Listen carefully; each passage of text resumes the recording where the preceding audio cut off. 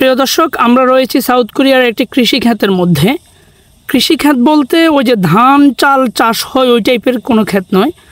এটা হলো যে আপনার মরিচ, বেগুন, পেঁয়াজ, রসুন এগুলো যেখানে চাষ হয় সেই টাইপের ক্ষেত।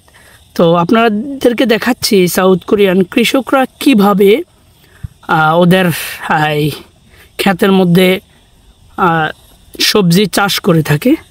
তো দেখুন, এটা হলো মরিচ। এখানকার মরিচগুলো আকারে অনেক বড়। এটা হলো ফুল, দেন নিচে হলো যে মরিচ, আকার অনেক বড় হয়। গাছগুলোকে এভাবে নিচে এই যে আপনারা দেখতে পাচ্ছেন পলি দিয়ে এটাকে একটু আইল করে উঁচু করে দেন গাছগুলাকে করা হয়। এরপরে দু ফাঁকে একটু ড্রেন করে দেওয়া হয় যাতে পানি জমলে পানিটা চলে যায়। এদিকে আমরা দেখতে পাচ্ছি হলো পেঁয়াজ গাছ। এটা আমরা ওই যে আমাদের দেশে মিয়ানমার বা তুর্কি যে বড় বড় পেঁয়াজগুলো যায় 2-1 কেজি হয়ে যায় সেই টাইপের পেঁয়াজ গাছ। তো আর এইদিকে দেখতে পাচ্ছেন এটা পেঁয়াজ ফুলগুলো দেখতে অনেক সুন্দর। দেন এগুলো হলো সিম গাছ। আমাদের দেশে যে বরবটি হয়ে থাকে এটা হলো বরবটি গাছ। এগুলো কি ফল কি ফুল যেন আমি জানি না।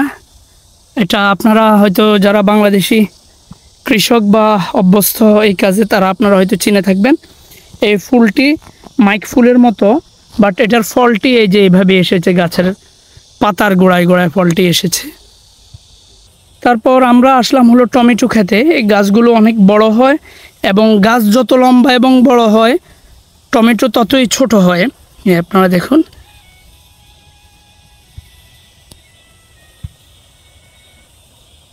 চলে আসলাম কুমড়া ক্ষেতের মধ্যে। আপনারা দেখছেন এই কুমড়াগুলো অনেক লাল হয়।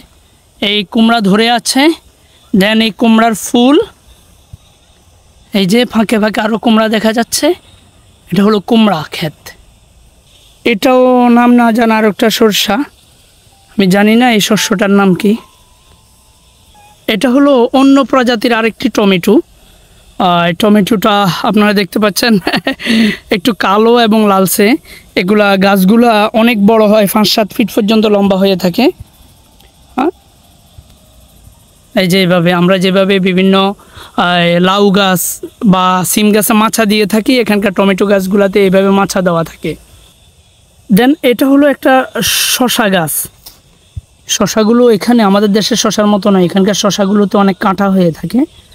এই গাছগুলোকে এইভাবে একটা সিপ করে তুলে দেওয়া হয়। দর্শক, আমাদের দেশে তো বাঁশের সিপ দিয়ে করা হয়, কিন্তু এদের এটা হলো মেটালের সিপ। আপনারা দেখতে পাচ্ছেন এই মেটালের সিপগুলোতে দুপাশ থেকে বেঁধে আমাদের এখানে মাছা তৈরি করা হয়। দেন এই যে শসা গাছের ফুল, দেন শসা, এটা আমাদের দেশের মাসকলাই ডালের মতো একটি গাছ, বাট ফলটা কি আমি আসলে এটা জানি না। দেন দেখতে পাচ্ছি আমাদের দেশের মতোই বাঁধাকপির চাষ। তারপর চলে আসলাম তরমুজ ক্ষেতের মধ্যে। এই আপনারা দেখছেন মাটির উপরে একটি তরমুজ শুয়ে আছে। তরমুজ গাছটিকে দেখাই। এই হলো সাউথ কোরিয়ানদের সবজি চাষের পদ্ধতি। ওরা বেশিরভাগই গ্রিন হাউসের মধ্যে সবজি চাষ করে থাকে, বাট এই সিজনটাতে গ্রিন হাউস থেকেও ওরা মানে ওপেন স্পেসের মধ্যে সবজি চাষ করে অনেক বেশি লাভবান হয়।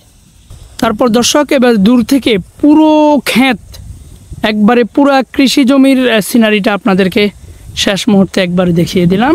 তো এই হলো সাউথ কোরিয়ানদের চাষের পদ্ধতি। আজ এটুকুই, ভালো থাকবেন।